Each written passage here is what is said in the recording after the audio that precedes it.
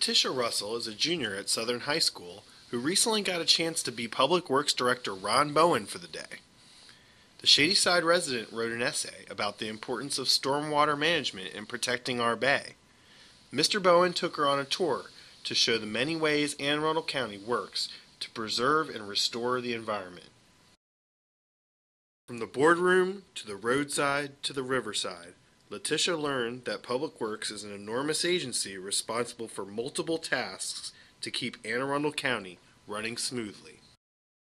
Our challenge is how do we go back into all those communities and retrofit or correct the problems that are contributed from them, and then in parallel with that, what are we doing to ensure that any and all new development we allow is minimizing its impact. So you have to look at it in two pieces. How do we go back and solve all the sins of the past, and how are we going to better manage new development as it continues forward?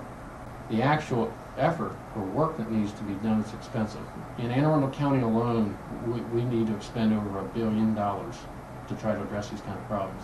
So that becomes a huge political problem.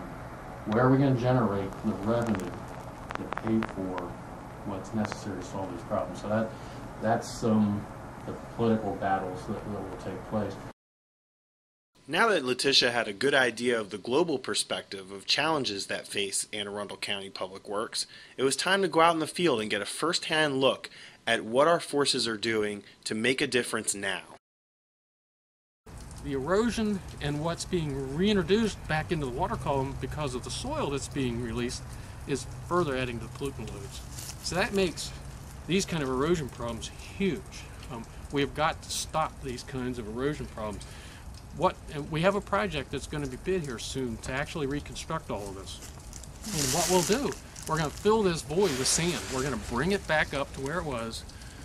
We'll put the grade control in like they did over at Will Eleanor, and this stream will be flowing, actually be flowing through all of that soil. And the very heavy storms, it'll come over the top.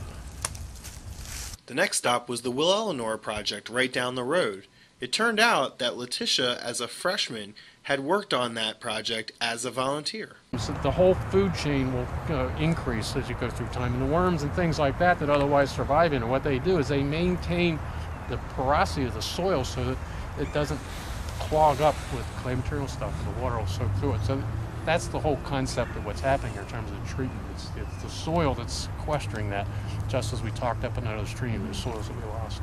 It was a very rewarding experience for me to come to learn that Latisha was involved in our Will Eleanor stream restoration project, and through the Arlington Echo Outdoor Education Center actually participated in helping to, I guess, propagate some of those plants as well as plant them in the project. So that was exciting to actually meet one of those students a few years later in her life, and I guess I was also very much impressed with what Latisha has learned over those years.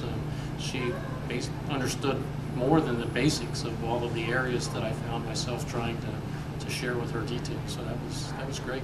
Latisha also visited a water treatment plant, a wastewater treatment plant, and the county's landfill to get a broader view of how the county interacts with the environment. I was surprised to see how the landfills, they try to be more conservative and try to recycle at the landfills more than just like throw away and put it into the landfill, not really care about it.